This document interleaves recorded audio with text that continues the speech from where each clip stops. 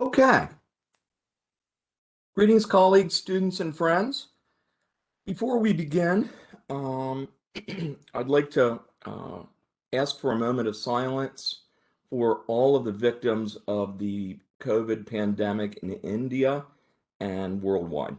Please join me in a moment of silence.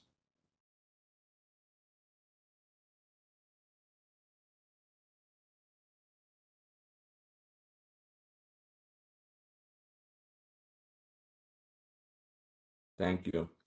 I know that the tragedy right now in India in particular is um, one that strikes families in our community.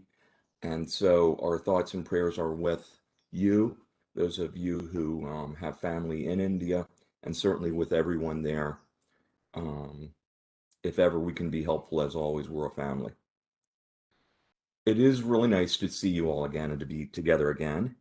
Just a reminder that in order to speak during today's meeting, please raise your hand with the hand raising notification icon during the comments and questions portion of the meeting. And Alexa will let us know who would like to speak, and then Willie will unmute speakers one at a time. I probably don't even need to say that anymore, right? We're all familiar with the drill. But I do thank Willie and Alexa. Um, some good news to start with, some celebratory news. First, our Office of Human Resources was recognized by the College and University Professional Association for Human Resources, known as CUPA, with their 2021 Eastern Region Excellence Award. And we congratulate and thank Vice President for Human Resources, Anna Krapitsky, and her colleagues for this noteworthy recognition of their leadership and support for Hudson County Community College's employees. And I'm happy to also tell you that our HR office received an honorarium of $1,000, and they have chosen to donate it to our Hudson Helps Resource Center Career Closet, which is a wonderful, wonderful thing to support. So thank you, HR team. A few weeks ago, we received word that Hudson County Community College has been awarded a 3-year, $300,000 National Science Foundation grant that will support exciting projects in the STEM division's new construction management program. This is the first time, to my knowledge, that Hudson County Community College has been the sole recipient of an award directly from NSF. We've participated collegially in multi-college NSF projects, but never as the lead institution and never on our own. This is really an important next step in our efforts to secure more major federal grants going forward. We're starting to see, evidence of that, incremental evidence of more and more grant support. I want to offer a hearty thanks and congratulations to our grants office staff and to Dr. Azar Mahmood, who's, of course, instructor of STEM, who will serve as the grants project director. Congratulations, ladies and gentlemen. Thank you so much. And also to Dr. Yearwood and all of his colleagues in STEM. Thank you. Recently, as many of you are aware, we were honored and delighted to celebrate a soft opening of our Hudson Helps Resource Center on the third floor of 70 Sip Avenue. This was a truly inspirational event and even a bit emotional. I thank Lisa Doherty, Dr. David Clark, Doreen Pontius, and so many others, Dr. Sheila Dinan. I can't begin to name everyone. This has truly been a labor of love, but I want to thank all who have led and supported the evolution and growth of Hudson Helps. And if you haven't had an opportunity to see the new center on the third floor of 70 SIP, I think you'll be very impressed with the beautiful physical space that houses now our myriad of services and supports for our college community in partnership with a growing array of community agencies. I want to thank Ilya Ashman and his team for renovating this space so beautifully. And we, of course, thank our partner, Lord Abbott, for donating beautiful clothes, furniture, and even a clothing steamer for the career closet. And I kid, although I sort of mean this, I kid Dr. Clark because I always tell him he looks like he just walked off the front page of Gentleman's Quarterly. He's so impeccably dressed, beautiful taste in clothes. This looks like his clothes closet. The clothing is beautiful and will certainly be wonderful for our students. And I also want to thank Andrea Siegel for adding beautiful art throughout the center from our foundation art collection. It's really, really a nice space. As we have often said, this work is truly the work of a village and a labor of love. So thank you all for supporting our students in this and so many other ways. As we're all aware, three of our valued colleagues participated in full-day interviews last week for the new and exceedingly important position of Vice President for Diversity, Equity, and Inclusion. I want to thank Veronica Gerasimo, Eurus Pujols, and David Clark for putting themselves out there for consideration. All three interviewed exceedingly well, which is a surprise to no one. All are high-performing, talented, and dedicated colleagues, valued colleagues. In the course of my career, I've been an internal candidate on several occasions, and it's kind of feels risky. It's kind of it takes some faith and some willingness to be vulnerable when you put yourself out there in front of all the colleagues who know you.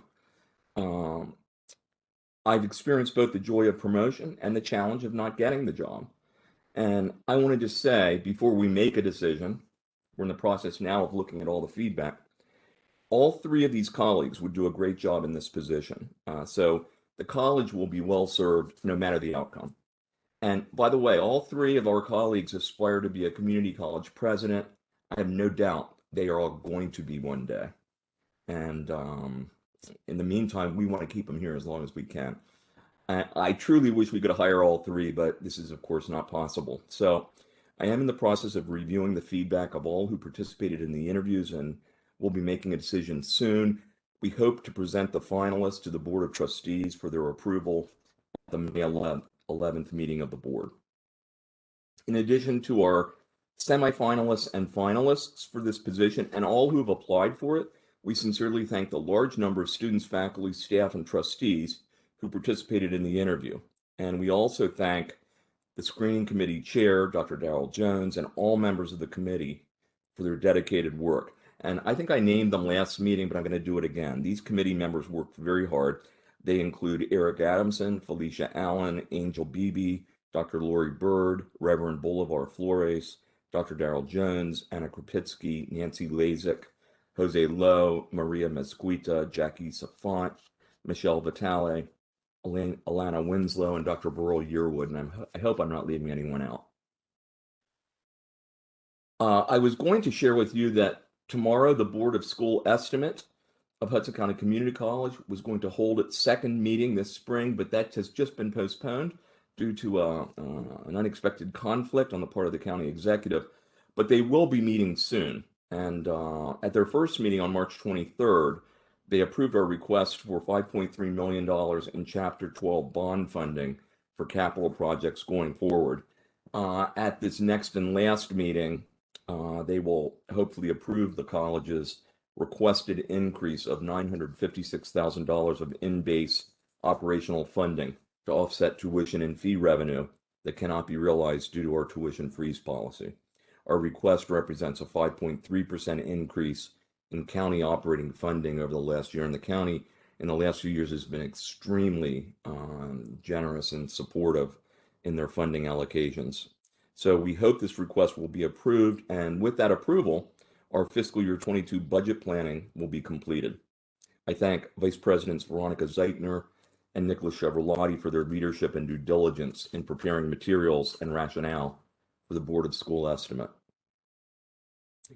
Recently, I attended a meeting at the invitation of former New Jersey Governor Jim McGreevey to discuss Hudson County Community College's potential role in serving as the principal educational partner and provider of education and training at the governor's New Jersey Reentry Corporation's Reentry Training and Employment Center that is just opening in Kearney. And in fact, just this morning, I attended a kind of a celebratory opening event, very well attended there. It's a very, very nice building.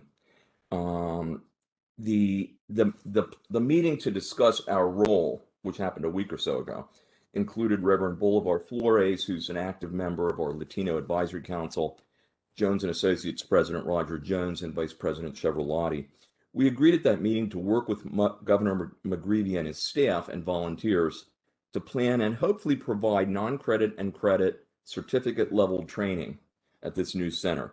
There are currently 130 recently incarcerated individuals who plan to begin to obtain training at this new center as soon as it's available, and that number is expected to grow over time. And I will tell you this morning, a number of those clients, those reentry individuals recently incarcerated, spoke, and they spoke about the transformational, life-changing impact this reentry support and programming has made in their lives.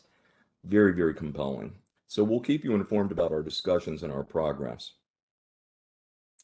Board of Trustees Chairman Bill Netchert, Vice President Chevroletti, and I hosted Jersey City Mayor Stephen Fulop and his Chief of Staff, John Manella, at a recent HCCC Foundation lunch. And by the way, they were just bowled over by the wonderful service and food at the foundation lunch. And neither Mayor Fulop or Mr. Manella had attended one before. So Ara and chefs and students, we are so proud of you. You do such great work.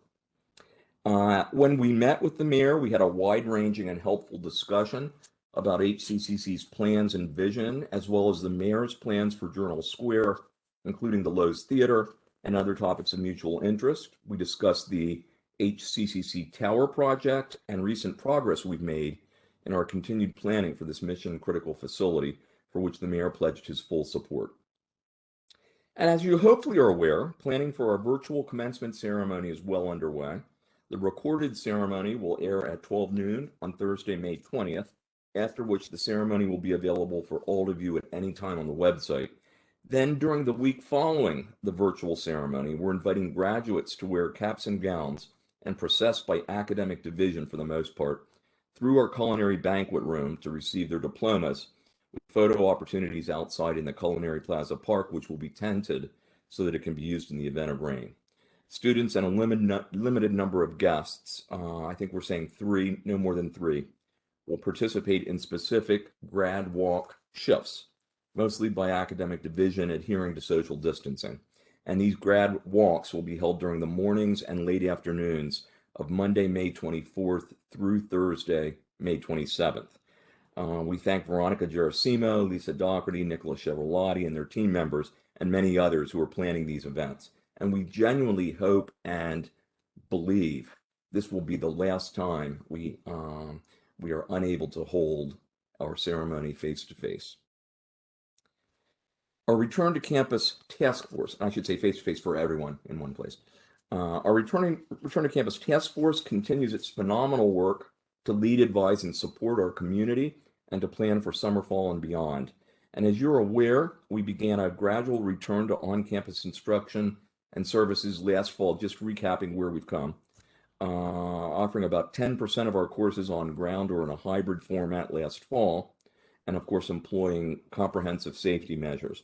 We offered on-ground courses in subject areas that required in-person instruction in order for students to maintain academic progress. Then this spring, we've expanded on-ground instruction and services, and currently we're offering approximately 20 to 25% of instruction on ground. And with progressive improvement in vaccination protection and an overall continuing trend of declining cases, we plan to offer approximately 40% of our courses on ground this summer, and then at least 60% next fall. Throughout the past year, we take great pride in not requiring any employees or students to be on campus if they felt uncomfortable or unable to do so. And we haven't even required documentation. And yet, and I think I've said this in a previous meeting, but it bears saying again, and yet, this, by the way, is absolutely the most liberal employee policy that I'm aware of in the state of New Jersey. And many would say, well, how do you know people are working? Well, the reality is we've been able to staff all on-ground operations, and our employees across the college have never worked harder, as everyone has remained intensely focused on supporting our students and one another. There is just no doubt about that. So I want to thank everyone for their extraordinary support of our Hudson family during the epidemic and continuing onward, and a special thanks to the many and growing number of faculty, staff, and students who've been working or are now working on ground. So based upon everything we know, which is always the start to anything I say about the future since this pandemic began, we're now planning for a new normal of sorts next fall with a return to more traditional and robust on-ground activities while also continuing to grow our online and remote offerings. And I think there's no doubt that going forward, we're going to be doing more online and remotely than we ever have before. But I think when we fully reach our new normal, we'll also begin to grow on ground again. I don't believe they're mutually exclusive. They each play a role. They each have an ability to serve certain members of our community. And so we want to keep each of those modalities very robust going forward and make sure that individuals have the option to take courses in whatever modality works best for them in their busy and complicated lives and with regard to learning styles and preferences.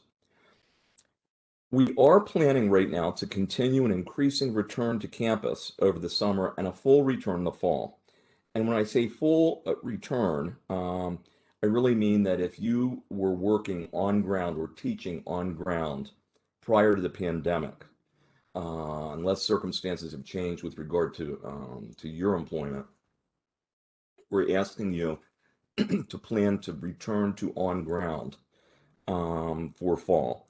And we'll continue to assess our academic technological needs, and we'll offer a variety of training opportunities as we have all along for all faculty and staff to increase their awareness and proficiency in the use of instructional technology. And we also will continue to monitor changing circumstances very closely. And if necessary, we'll pivot back to more remote offerings again for the fall. But at this time, we don't expect that to happen.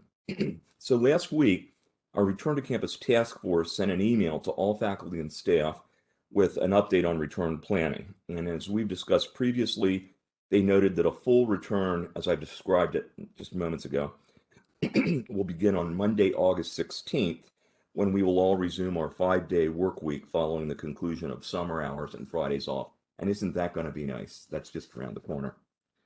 All faculty and staff who worked on campus again prior to the pandemic should plan to resume on-campus work on August 16th, or as soon as faculty activities and instruction begin thereafter for fall. We'll also resume our normal practices regarding the use of sick, personal, and vacation time beginning August 16th. As Lisa Doherty and Heather DeVries noted in last week's RTC update, this timeline is based on our anticipation that vaccinations are widely available for all students, faculty, and staff, that most daycare centers and summer camps will be open this summer, and that K-12 schools will be open for in-person instruction this fall. Many are now. And so at this time, let me just say our planning for fall will continue to be based on current guidance from the Centers for Disease Control. That remains our number one guiding agency, and our guiding principles in all RTC planning continue to be the health and safety of our students, faculty, and staff, and the ability for students to continue to make academic progress toward their academic goals. We're in the process of assessing on-campus spaces to ensure compliance with CDC social distancing guidelines, which we anticipate are going to change between now and fall from 6 feet to 3 feet, though that's something we have to monitor. Right now, Ellie and his team have graciously planned for what would happen under either scenario. I would like at this time to invite our valued colleagues, Lisa Doherty and Heather DeVries, the co-chairs of our RTC task force, to offer an update on RTC activities. And in addition, since Lisa's going to be speaking, I would ask, after the RTC update, Lisa, will you just update us on the phenomenal and wonderful progress of the new website, which has been in redesign for 2 years, and we are very, very, very shortly planning to launch that. And I would like to ask Lisa to also speak about that. So Lisa and Heather, take it away. Thank you so much. Thank you, Chris. Hi, everyone. It's great to see so many faces. I will start off with our RTC update, pass it over to Heather, and then we can pass it back for the website. update. So as you hopefully saw last week, the Return to Campus Task Force sent out another email about the vaccine process. So we're really so thankful to the North Hudson Community Action Corporation for offering vaccines to our college community now on both of our campuses. Nothing has changed in North Hudson. They're offering it 5 days a week, 10 vaccines a day for our community, and then in Journal Square on Thursdays and Fridays. The big thing that has changed is you can now make your own appointment. So because we weren't really sure of the process and what the demand would be, we did have an intermediary doing it for you when we first launched, but we have now changed that process. So please do check your email on Wednesday, the 21st at 2:30. You have an email with the link where you have a password. You must register with your HCCC email address, and it is open to all students, faculty, staff, trustees. And I don't think I'm speaking out of turn. I'm sure Jack is on here somewhere. They're not turning people away. We want people to get vaccinated. That includes the people you live with, the people you love, the people who love you. So please, we encourage everyone to get the vaccination. It is the Moderna 2-shot vaccination. I've had my first one. I go for my second May 14th. Can't get here fast enough. So please do sign up for a vaccination if you have not already. In terms of other vaccine-related talking points, our wonderful health and safety group, which is Dean Kathy Sarangelo, Kathy Smith-Wenning, Dr. Sirhan Abdullah, and Carol Fasano. They recorded one of their sessions, the COVID vaccine facts versus fiction, or Mythbusters, and whatever the title is. It is available on the Return to Campus website.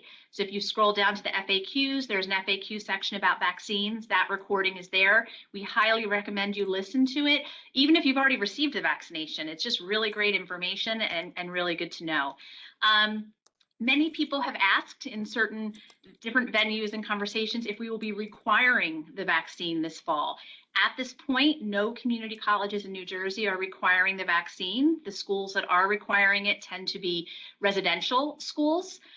So at this point, we are highly encouraging everyone to receive it. We're going to have pins made for people, different posters, and different ways that you can promote the vaccine to your friends and colleagues, but it will not be required. But the important thing is that protects you from COVID when you return to campus, if you have not already. I know most of us are already back in some capacity. The health and safety group is also in the process of reviewing new protocols. As we know, the CDC changes often, and as things change, the health and safety group will meet and revise our protocols so that we will publicize them on the website. So you always know what's the freshest, newest, hot off the press protocols. Of course, if you're vaccinated, you do have, I think, different travel eligibility and those types of things. So keep a lookout for updates from our health and safety group.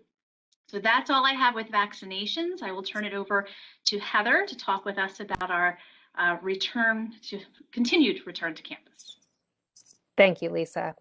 On behalf of the RTC task force, the whole membership, Lisa and I would really just like to extend our gratitude to everyone who has been working on campus, particularly those who have been back in full or rotating capacity since August 2020. Thank you. Otherwise, I'm going to echo just two high-level points from what Dr. Reber had already shared regarding the overall timeline and expectations about return to campus. And then we'll shift towards a few things to maybe think about as you begin to return and prepare for the full return later this summer.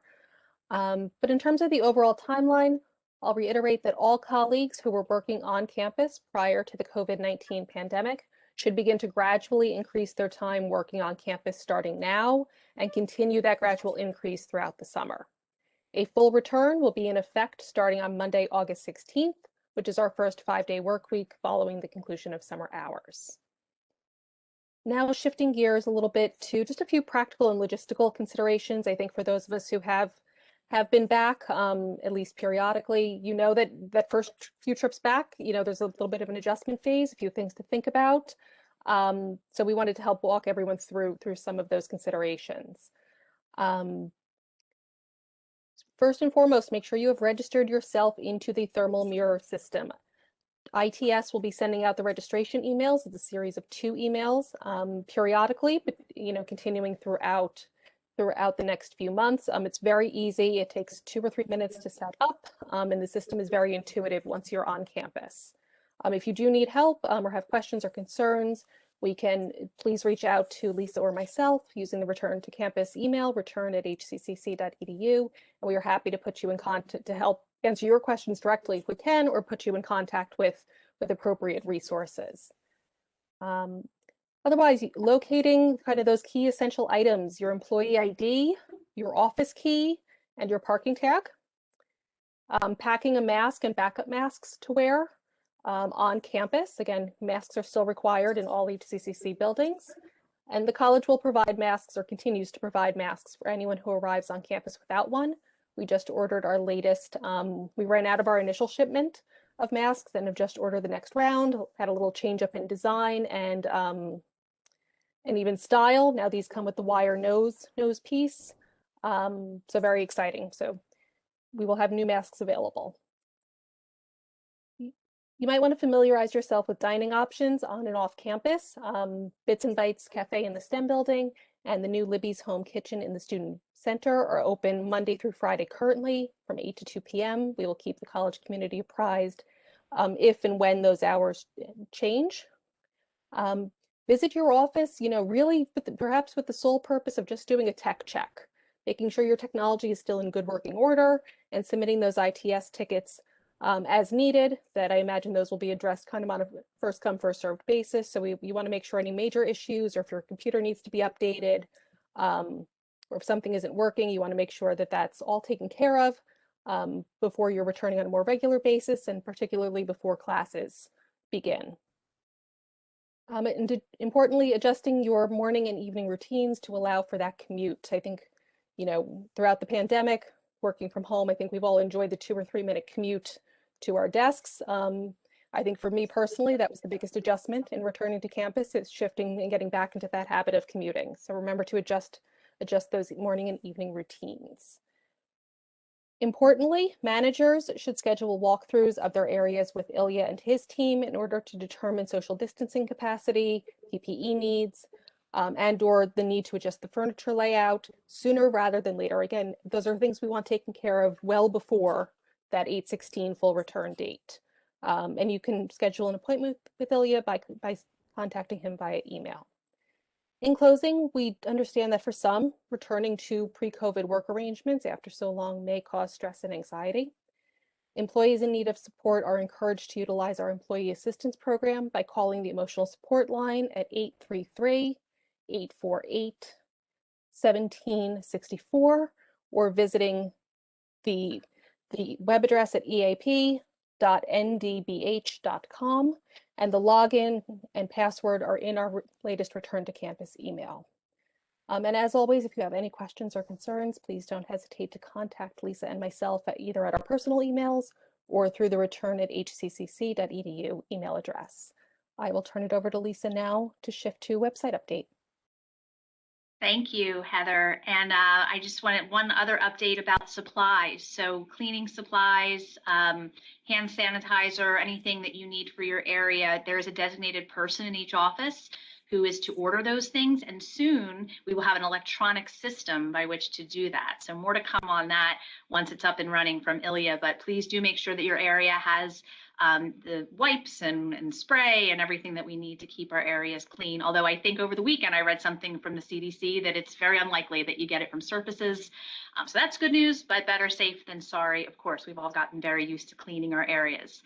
So the website, this is getting really, really exciting. So we are scheduled to go live with the website. At this point, I'm going to say sometime next week.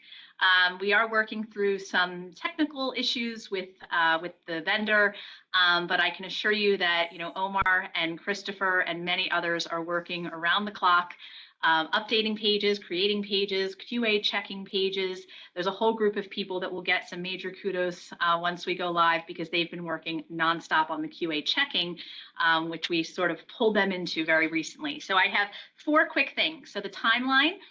Those of you that are QA checking your pages right now, if you own a page, the timeline is basically over. So please get Omar and Christopher your approval because it needs to go live and we need to get those pages QA checked by the second round of checkers. So the quick feedback is really important. I know they are going back and forth with a few people on some changes, but your really prompt feedback is much appreciated. We do plan to go live at some point next week, and we will keep you posted. You will start receiving emails from the website email address. It's website@hccc.edu. It's not spam, it's me, and or someone from the website team. But we're going to start sending out some teasers, sort of what it's going to look like, where you're going to find things, where you would have looked previously for this. This is where you're going to find it on the new site. I think you will all find very quickly it is really easy to navigate and actually make sense, and things are appearing where you would expect them to appear. So it's going to be really a brand new and wonderful experience for everyone. Once we go live, or if you have questions prior to going live, please email website@hccc.edu.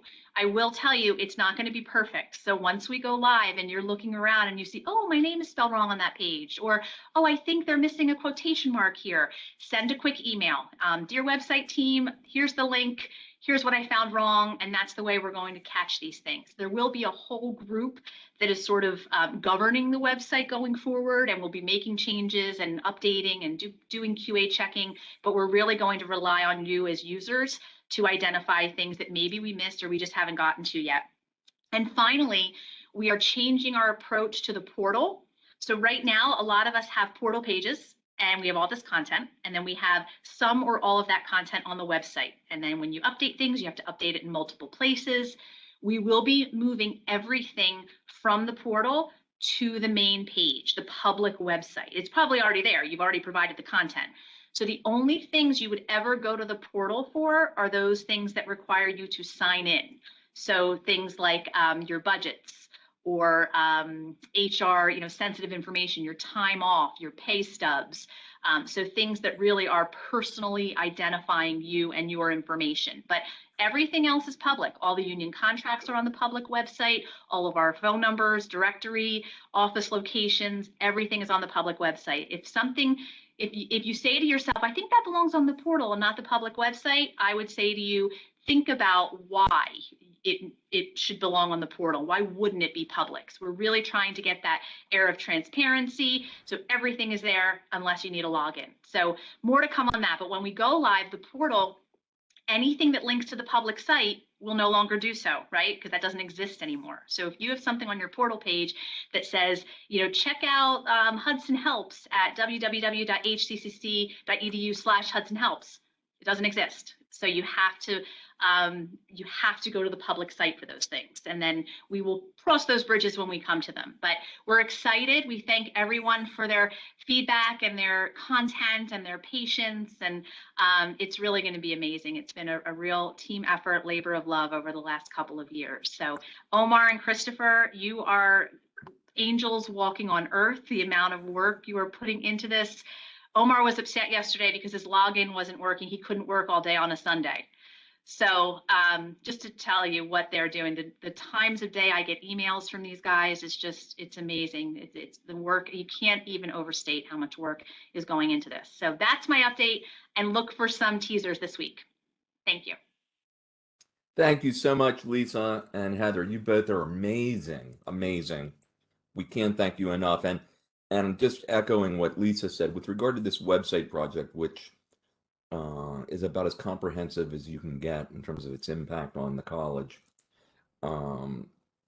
This is the result of so many people, but I do want to thank Lisa, Jen, Christopher, and her team, and certainly, as Lisa said, Omar and Omar's assistant, Christopher, who have just been working so very hard. And we're anxious on the new website to have more wonderful opportunity to showcase our students, to have testimonials, to have video testimonials. I know some students are working on some of those right now.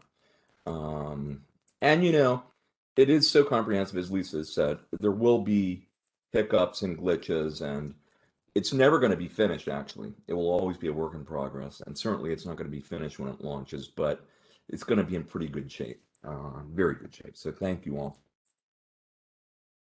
I also want to take this opportunity once again to thank all of those dedicated colleagues and students who are working on the Return to Campus Task Force and beyond to help our students and one another. At the April 13th meeting of Hudson County Community College's Board of Trustees, Our ATD coaches, Dr. Mary Fifield and Dr. Renee Garcia, discussed their recent report of observations and suggestions following their second virtual visit with us this year, which was in February. Mary and Renee shared their perspectives on HCCC's student success initiatives to date. We are now 2 years into the work. And they also, by the way, have participated in strategic planning focus groups in SOAR Fora, as have our trustees and as have many of you, with one more to come.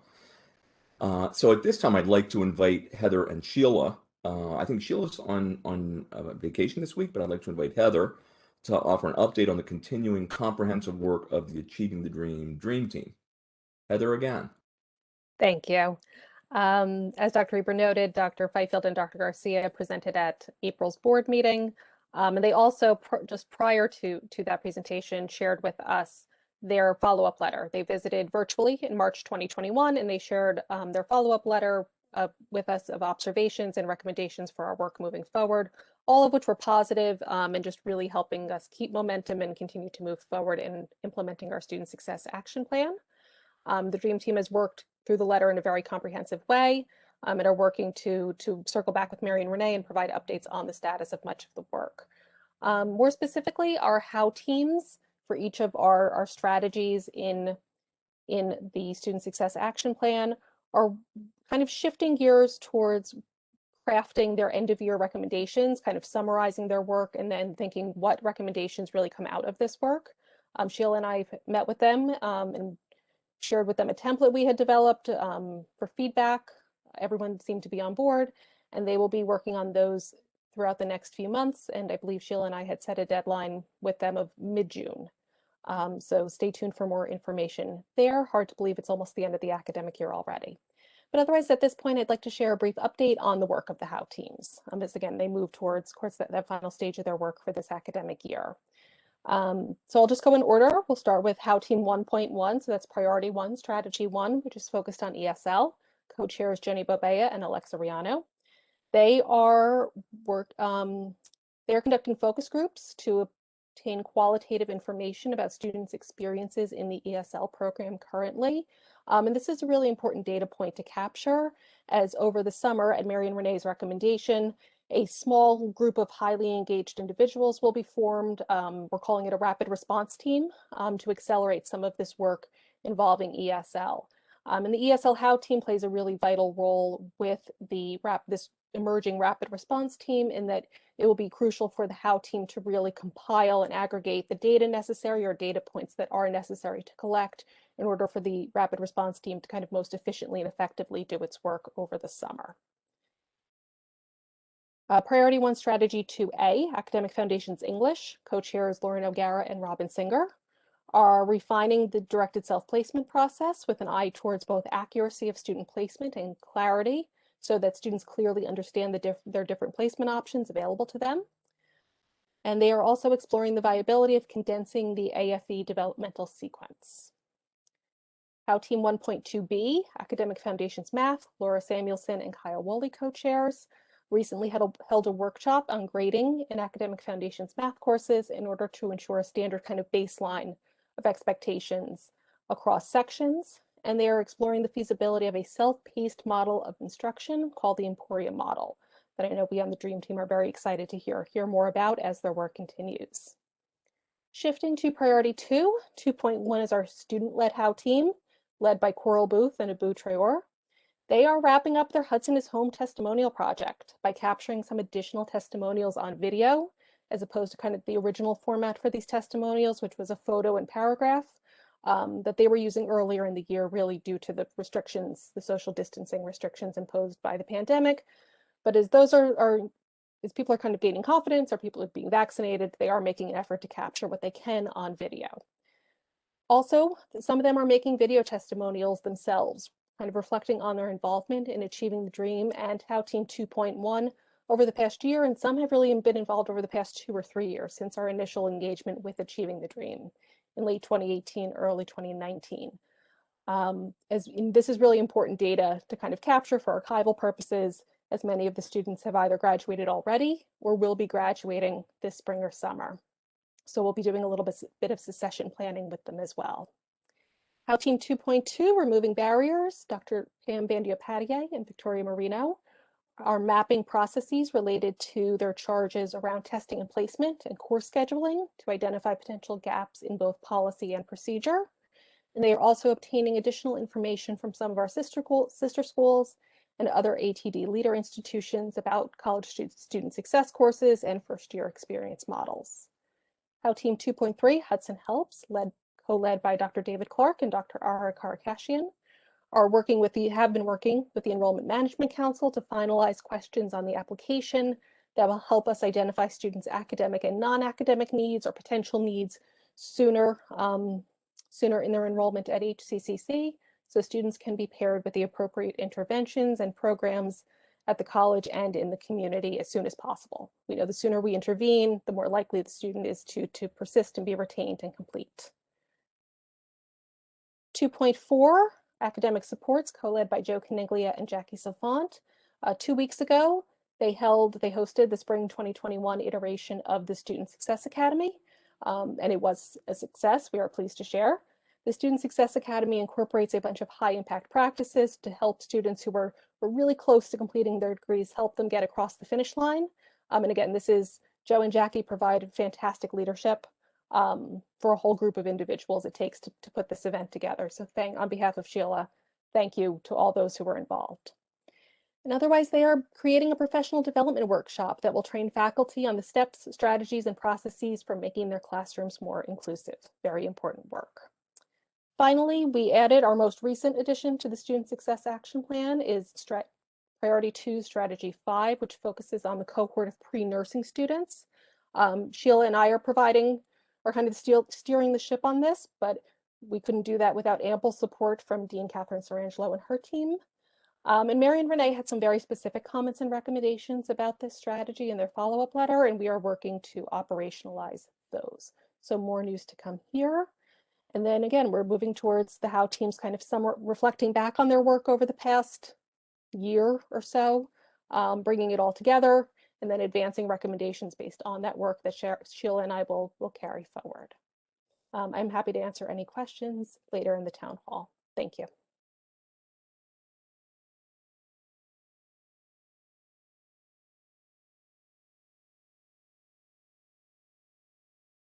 You're muted, Dr. Chris, Reaver. I think you're. Chris.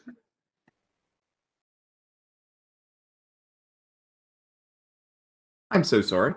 I was saying that we, first of all, Heather, thank you so very much.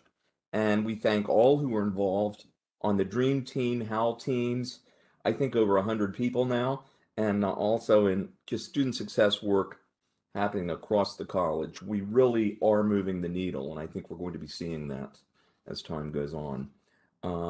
I also want to take this opportunity, and I've been meaning to get a message out to them, and I haven't gotten to it, so I'm going to do it here, but I want everyone to hear it. I had really the honor and privilege on Friday of attending a national webinar hosted by the Middle States Commission on Higher Education. I say national, really, it was nationally available, but primarily was attended by colleagues in the Middle States Commission region. This is one of a series of webinars that they've been offering on various topics related to accreditation and excellence in higher education. And our own Heather DeVries, John Scanlon, and Iris Pujols offered a beautiful presentation of tying together how we have all as a college community been working together since the time of the completion of our Middle States self-study, through the site visit, through reaffirmation of our accreditation, through the student success and DEI work and our strategic plan. And they really connected dots beautifully. In fact, I didn't even know they connected so well, but I think they do. And it was just an outstanding presentation. And I'm hoping, John, Heather, and Iris, we can get your slides out, make your slides available to the whole college community to see. But kudos for really representing Hudson County Community College well. On April 8th, Hudson County Community College hosted a special event commemorating Holocaust Remembrance Day. Holocaust survivor and former Bayonne resident Peter Kohnstown offered moving remarks, as did his wife, about his experiences as a young child in the Netherlands during World War II. Mr. Koonstam and his family, this is just phenomenal. They lived, for those that didn't make it to this event, they lived downstairs and 2 doors away from Anne Frank's family in Amsterdam. And Anne, in fact, frequently babysat Peter. And eventually the Koonstams escaped Nazi persecution by making their way through a really dangerous journey to Argentina. And Mr. Koonstam later then emigrated from Argentina to the United States and wound up in Bayonne in 1963. I want to take this opportunity to thank Assistant Professor and Business Program Coordinator Alana Winslow, who first envisioned this event, which she co-moderated with our Director of Cultural Affairs, Michelle Vitale, and Morgan Bailey of the Anne Frank Center, USA. We were also pleased to partner with the Office of Jersey City Mayor Stephen Fulop and the Jersey City Office of Cultural Affairs to offer this program. And I'm pleased to share that this afternoon, Alana, Michelle, Ara, Eurus, Lalisa, and others, I believe, will be joining me in a follow-up meeting with Peter Koonstam that he has requested, and this is to discuss future partnership opportunities. Going forward, Dean Karakashian has suggested that we expand this event to become an annual Holocaust and genocide commemoration that would include remembrance of the tragic Armenian genocide in 1915 that was just recognized by President Biden as an act of genocide, and other tragedies. And Ara, thank you for advancing this idea that all of us fully embrace. And I believe we will start our work on this today.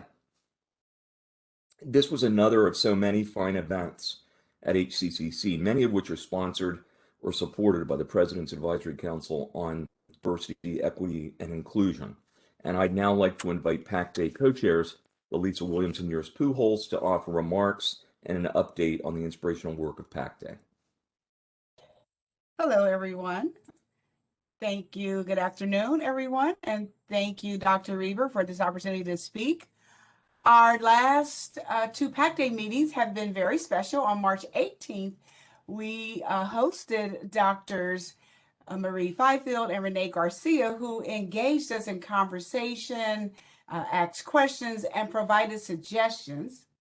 They had also made a suggestion that we celebrate and showcase the faculty members at Hudson for all the promoting of the diversity and inclusivity work that is already going on in the classroom, like a peer-to-peer type of showcase. So this is something that we are discussing and now talking about how to implement that. That meeting also led to Eurus and I speaking to the two ADT, the Achieving the Dream leaders at Pitt Community College in North Carolina, who now want to create a PAC Day-like committee. Eurus and I did most of the talking, and it was really reassuring to have Dr. Garcia unanimously echo and support things that we had said and things that we recommended. And again, we have to give credit to everyone at HCCC for all of your inputs and activities that you do all the time. In our last monthly meeting that took place on April the 15th, we hosted Dr. Aaron Fichtner, the president of the New Jersey Council of County Colleges, who was very impressed with our broad-based and inclusive approach to DEI. He also walked away with multiple ideas of how the council could support the New Jersey Community College's DEI efforts. Just to name a few, the opportunity to offer a DEI conference maybe once per year for the benefit of the 18 community colleges, where we would all come together, learn from one another, share our ideas and different programs and things that is happening. And hopefully we will host the first one here at Hudson. And also it was mentioned that they should create, or maybe we'll lead it, but an affinity group for greater collaboration be created. At the meeting, at our last monthly meeting, we also reviewed feedback to Dr. Kanzen about the proposed changes to the children on campus policy. That recommendation went to the All College Council Student Affairs Committee.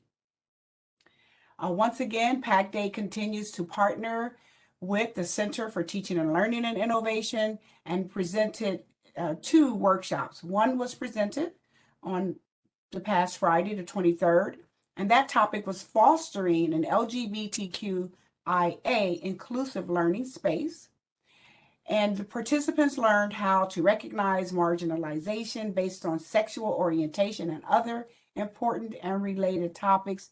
It was well attended. I was also there, so I did learn a lot. And I'm looking forward to a second workshop, which will be focused on gender equity to ensure inclusive learning spaces. It's happening this Friday, April the 30th at 2 p.m. So you can see the flyers with all the information on how to join those sessions. And this workshop will explore concepts of gender and the importance in learning spaces and eliminating stereotypes. All are invited to attend, faculty, staff, and students. And these workshops are facilitated by Carol Watchler, and she is the outreach coordinator of the Bayard Rustin Center for Social Justice. I guarantee you will learn a lot. For more information, please contact the host of those workshops, Dr. Paula Roberson, director of the CTLI and also a member of PAC Day. And that's all I have. Yours, take it away. Thank you so much, Elisa, and good afternoon, everyone. I hope you are all doing well. I'd like to start by sharing that our action plan has recently been reviewed by Anna Rtc from Human Resources. We wanted to make sure that our strategies and our action items are consistent with the work that has been done and that is being done there at the moment. Also, Dr. David Clark took a look at goal 3 that talks about the focuses on safety, security, and incident reporting, again, to make sure that we're in alignment with the processes and practices of the care team. So at the moment, we have other groups looking at the draft, providing feedback, and so we're hoping to condense it in a way that we're able to share it with everyone. I also want to echo what the president mentioned and also recognize Michelle Vitale and Professor Winslow for the incredible work that putting together that conference, that presentation, that we had more than 100 individuals there from the college, from the external community, for so many different places, and it was just wonderful to see how we all come together for a common cause. But I just wanted to say kudos to the both of you and for everyone else in the back, at the back end that helped make it possible. We're happy to share that last week we hosted. I didn't know this, but some people call him Mr. Hudson. We hosted Mr. Hudson, Professor Joseph Caniglia. He was our feature storyteller in our Stories Untold series. That's as you know, our partnership with Human Resources. And we had close to 70 individuals show up. And I want to take this opportunity to thank Joe. I want to thank everyone who showed up. And our stories, telling our stories, our stories are relatable. And they're instrumental in building bridges, building communities. And along the lines of our Stories Untold, I also want to add that like about a week ago, Lisa, Anna, and I presented at Coupa HR, and we talked about all of these different collaborations that we're doing. And there was so much interest on our Stories Untold. People just like, well, how do you do that? How do you, and I could see that being a theme, how many other entities would probably adopt it as well.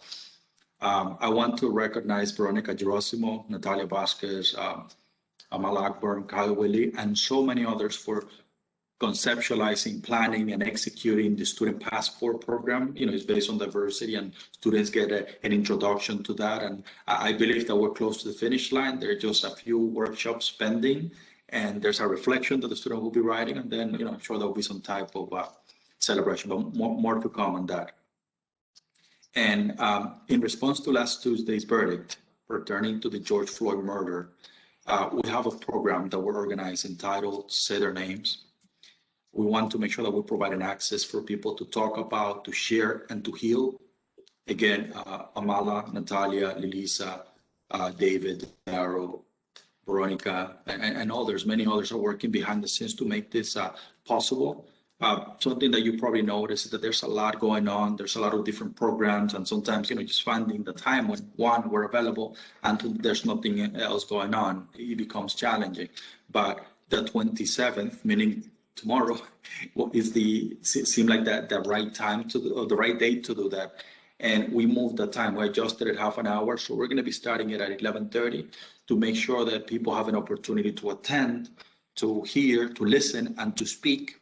And also that they could attend the program that we have starting later today on that day, 12:30, that will be featuring a chef, Alice Simone. If you want to go to both programs, you can, but, I just want to encourage all of you to attend. This is something that is extremely relevant to our community and to everyone. And also this week, Friday, we're going to be opening the barbershop for another session. Omar Williams, I cannot believe that he took Sunday off. That's a little bit disappointing. That was a joke, Omar. But he's going to be our leader, leading the discussion. And the topic is going to be our legacy. Kind of like what we are leaving behind to the generations that come after us. So I would like to encourage all the male identifying members of the community to join, to listen, to speak, and to share. And our last Stories Untold program, it's going to be featuring our own vice chair of the Board of Trustees, Bakari Lee. He'll be speaking on Wednesday, May 12th at 2 p.m. So, want to encourage all of you to go there. This, again, talks to our need to know, to learn about each other and see, see what are the relatable components that we have. And that's all that I have specifically for PAC Day, but I wanted to take this opportunity to also mention an event that the Alumni Association of HCCC is putting together. We're going to be featuring our alum, Vladimir Quito. He's going to be speaking. And, very briefly, I just wanted to say that he's a former ESL student. He actually was my student, took classes with me. He started here in ESL. He completed his associates, completed his bachelor's degree, completed a master's degree in NYU. And he served as vice consul in New Jersey, representing his, it's like a diplomat position, an ambassador position, representing his country of Ecuador. Now he's a community leader. He's helping small business. He's doing everything. And someone that I'm, at a personal level, extremely proud of him, and as a collective level, I'm sure that we are. So it's going to be happening on May 13th at 6 p.m. If you're able, I would like to encourage you to attend as well to show the support. And Dr. River, that's all we have from our end, and we'll pass it back to you, and we're happy to address any questions that might come up. Well, thank you so much, Juris and Lalisa.